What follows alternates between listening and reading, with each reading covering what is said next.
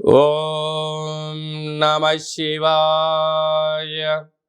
ఓం నమో నారాయణాయ. ఓం శ్రీ స్వర్ణాకర్షణ కాల భైరవాయ నమో నమః.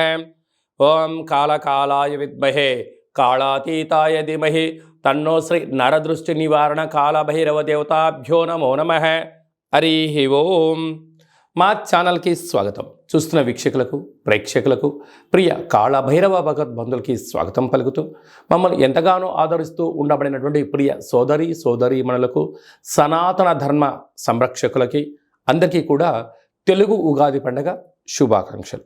అలాగనే వసంత నవరాత్రుల ప్రారంభోత్సవ అమ్మవారి యొక్క ఆశీస్సులు. ఈ క్రోధినామ సంవత్సరం అంతనూ కూడా అందరికీ శుభం, జయం, లాభం జరగాలని శ్రీ నరదృష్టి నివారణ కాళభైరవ స్వామిని కోరుకుందాం, వేడుకుందాం. కనుక ద్వాదశ రాశుల్లో గ్రహ గమనాలు ఒకసారి వీక్షింపచేద్దాం. మేషరాశిలో బుధుడు మరియు గురు సంచార స్థితి, కన్యరాశిలో కేతు సంచార స్థితి, కుంభరాశిలో కుజుడు మరియు శని సంచార స్థితి, మీనరాశిలో రవి, శుక్ర, రాహు సంచార స్థితితో ఈ విధంగా ఉన్నాయి. ఈ సంవత్సరము రాజు కుజ భగవానుడు. మంగళవారం మనకు ఈ సంవత్సరం ఉగాది పండగ అవ్వడం వలన, రాజు కుజుడు అవ్వడం వలన నిత్యము రాజకీయ నేతలకు, సామాన్యులకు, ప్రతి ఇంట్లో ఉండబడినటువంటి కార్యక్రమ నిర్వహణ చేసే వారందరికీ కూడా అధిక శత్రు ప్రభావం అధికంగా ఉంటుంది. నిత్యము అంతర్గతమైనటువంటి భద్రతా లోపము, రక్షణ శాఖలో, న్యాయశాఖలో, అడ్వకేట్సు, పోలీసు, రక్షణ రంగాలలో వీరితో బాగా విపరీతమైన ఇబ్బందులు ఉండేటువంటి అవకాశాలు ఉన్నాయి. ఈ సంవత్సరము అధికమైనటువంటి వేడి, అధికమైన వర్షాలు, అన్నీ అధికస్యం ఉండేటువంటి పరిస్థితి ఉంటుంది. భానుడు విపరీతమైనటువంటి ఉష్ణోగ్రతను వెదజల్లే పరిస్థితి ఉంటుంది. పర్యావరణము పరిరక్షణకు దూరం అయ్యే పరిస్థితి చాలా అధికంగా ఉంటుంది. అదియే కాకుండా మంత్రివర్యులు శని భగవానుడు. శని ఆయుకారకుడు అవ్వడం వలన శని నక్షత్రాలు 3 నక్షత్రాలు, పుష్యమి నక్షత్రము కర్కాటక రాశిలో ఉండడము, కర్కాటక రాశికి ప్రస్తుత కాలమాన ప్రకారంగా అష్టమ స్థాన శని సంచార స్థితి. 2వ నక్షత్రము అనురాధ నక్షత్రము. ఈ నక్షత్రము వృశ్చిక రాశిలో ఉండడము అర్ధాష్టమ శని సంచార స్థితి. 3వ నక్షత్రము ఉత్తరాభాద్ర నక్షత్రము మీనరాశిలో ఉంటుంది. మీనరాశికి కూడా ఏళ్ళనాటి శని యొక్క ప్రభావము. అంటే శని భగవానుని యొక్క తీవ్రత ఈ సంవత్సరము చాలా అధికంగా ఉంటుంది.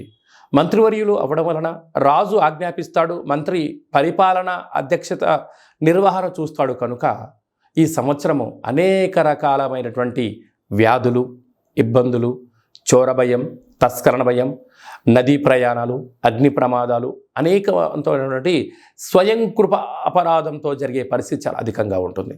కనుక ఇలాంటి కాల సమయంలో ఈ సంవత్సరం అంతనూ కూడా శని భగవానుని యొక్క ఆశీస్సులు, మంత్రి ఆశీస్సులు మనకు కలగాలి అన్నట్లయితే ప్రధానంగా ఒక వ్యక్తి తన ఎంత బరువు అయితే ఉంటాడో అంత బరువు కలిగినటువంటి ఉప్పును తులాభారంగా చేసుకొని, ఆ ఉప్పును శివలింగ ఆకారంగా ఏర్పాటు చేసుకొని, రుద్రుడి యొక్క నమ్మకాన్ని, శని యొక్క మూలమంత్రాన్ని సంపుటీకరణ చేసుకుంటూ జలంతో ఆ యొక్క శివలింగానికి, అంటే ఉప్పుతో చేసిన శివలింగానికి అభిషేకం చేసుకోవడం వలన నీటితోనే ఉప్పు మరణిస్తుంది, నీటితోనే తయారవుతుంది. కనుక సమస్యలు సమసిపోతాయని చెప్పి గమనించాలి. ఈ ఒక్క చిన్న రెమెడీ కార్యక్రమం చేసుకుందాం. శని భగవాన్ యొక్క ఆశీస్సులు పొందుదాం. శ్రీ క్రోధినామ సంవత్సరంలో అందరము ప్రశాంత, సుఖవంతమైన, ఆనందకరమైన, ఆరోగ్యకరమైనటువంటి జీవితాన్ని పొందుదాం.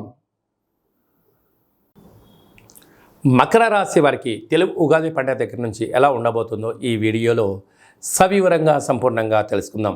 మకర రాశిలో ఏ నక్షత్రాలు వస్తాయనగా, ఉత్తరాషాఢ నక్షత్రంలోని 2, 3, 4 పాదాలు, శ్రవణ నక్షత్రంలోని 4 పాదాలు, ధనిష్ఠా నక్షత్రంలోని 1, 2 పాదములు కలిపితే మకర రాశి అవ్వడం జరుగుతుంది.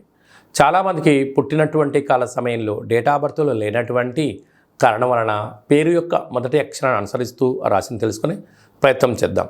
ఏ అక్షరాలు ఉన్నట్లయితే బో, జా, జీ, జూ, జే, జో, ఘా, గా, గి అక్షరాల వారు కూడా మకర రాశి జాతకులే. మకర రాశి యొక్క అధిపతి శనేశ్వర స్వామివారు. వీరికి ఒకవైపు ఏళ్ళనాటి శని చివరార్ధ సంచార స్థితి జరుగుతున్న విషయం తెలిసినటువంటిదే. 9వ తారీఖు నుండి 15వ తారీఖు వరకు పుట్టినటువంటి వారందరికీ కూడా ముందస్తుగా జన్మదిన శుభాకాంక్షలు. గతంలో వివాహం చేసుకున్న వారికి వివాహ వార్షికోత్సవ శుభాకాంక్షలు. వీరికి 2వ స్థానంలో కుజశని సంచార స్థితి, కుజదోష ప్రభావం. తృతీయంలో రవి శుక్ర రాహు సంచార స్థితి, అర్ధాష్టమ బుధుడు, అర్ధాష్టమ గురువు, భాగ్యస్థానంలో కేతు సంచార స్థితి ఉండడం వలన నీటి వ్యాపారాలు అనగా హోటల్ వ్యాపారాలు, డాక్టర్లు, మెడిసిను, అలాగనే పాల ఉత్పత్తులు, ఆహార ఉత్పత్తులు, రొయ్యలు, ఫ్రాన్సెస్, వ్యవసాయ సోదరీమణులు, అలాగనే సాఫ్ట్వేర్ ఉద్యోగస్తులు, హార్డ్వేర్ ఉద్యోగస్తులకు స్వయం నిర్ణయం, స్వయం పరిపాలన, యూట్యూబ్, వాట్సాప్, ఫేస్బుక్, క్రియేటివిటీ రంగాలు, సినిమా రంగాలు, బుల్లితెరలో పనిచేసేటువంటి వారందరికీ కూడా చాలా యోగదాయకమైన రోజులు అని చెప్పి గమనించాలి. కాకపోతే వీరికి ఏలనాటి శని చివరార్ధ సంచార స్థితిలో ఉండడం వలన వీరు ఎంత బరువు అయితే ఉంటారో అంత బరువుగలైన ఉప్పును తులాభారంగా ఏర్పాటు చేసుకొని ఆ ఉప్పుతో శివలింగాకారంగా ఏర్పాటు చేసి ఈ యొక్క శని యొక్క మంత్రాన్ని, ఈ యొక్క రుద్రుడి యొక్క మంత్రాన్ని సంపుటీకరణ చేసి రుద్రాభిషేకం చేసుకోవడం వలన ఉప్పు నీటితోనే పడుతుంది, నీటితోనే మరణిస్తుంది. కనుక సమస్యలన్నీ తొలగిపోయి రుణ సమస్యలు, రోగ సమస్యలు, శత్రు సమస్యలు, స్కిన్ డిసీజ్, అలర్జీ లాంటివి తొలగిపోయి అద్భుతమైన విజయం మీ సొంతం అవుతుందని చెప్పి గమనించాలి.